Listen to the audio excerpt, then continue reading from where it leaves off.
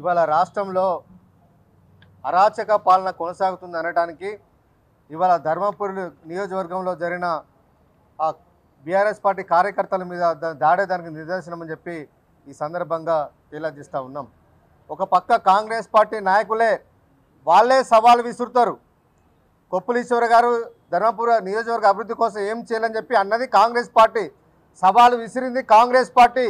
దానికి స్పందించి మా పార్టీ నాయకులు మా కార్యకర్తలు చర్చకు వస్తే ఇవాళ భయపడి చర్చించే దమ్ము లేక అడ్లూరు లక్ష్మణ్ గారు ఎమ్మెల్యే అయినాక ప్రభుత్వ విప్ అయిన తర్వాత ఒక నయా పైసా తీసుకురాని అడ్లూరు లక్ష్మణ్ గారు తరపున ఇవాళ పోలీసులను తీసుకొచ్చి ఇవాళ మీరు చర్చకు వచ్చి ఇవాళ మా నాయకుల మీద దాడి చేస్తారని చెప్పి ఇవాళ మేము ప్రశ్నిస్తూ ఉన్నాం.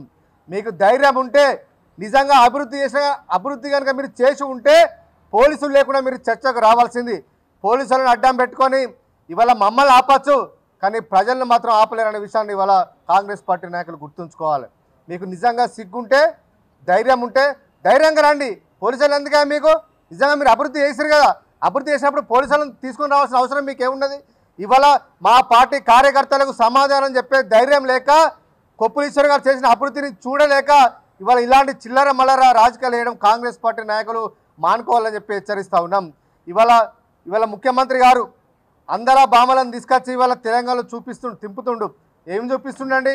కేసీఆర్ గతంలో నిర్మించిన ఆనవాళ్ళని చూపిస్తాడు తప్ప కొత్తగా కాంగ్రెస్ ప్రభుత్వం ఈ 15 నెలల కాలంలో ఏమైనా చేసిన ఏమైనా ఉన్నాయా?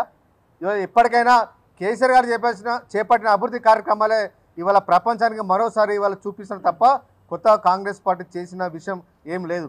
ఇవాళ పక్కనే 10 కిలోమీటర్ల దూరానే ఇవాళ గుల్జార్ హౌస్లో దాదాపు 17 మంది చనిపోతే ఈ ముఖ్యమంత్రికి పరామర్శించే తీరిక లేదా? గతంలో కొండగట్టులో ఒక బస్సు బోల్తే వాడి చనిపోతే ఆ రోజు ఎంతో రాజకీయం చేసిన రేవంత్ రెడ్డి గారు ఇవాళ 10 కిలోమీటర్ల దూరం ఉన్న వాళ్ళను పరామర్శించడానికి తీరిక లేదని చెప్పి ఇవాళ మేము ప్రశ్నిస్తూ ఉన్నాం. కాబట్టి మాట్లాడే ముందు జాగ్రత్తగా మాట్లాడాలని చెప్పి ఇలా ఈ కాంగ్రెస్ ప్రభుత్వాన్ని హెచ్చరిస్తూ ఉన్నాం.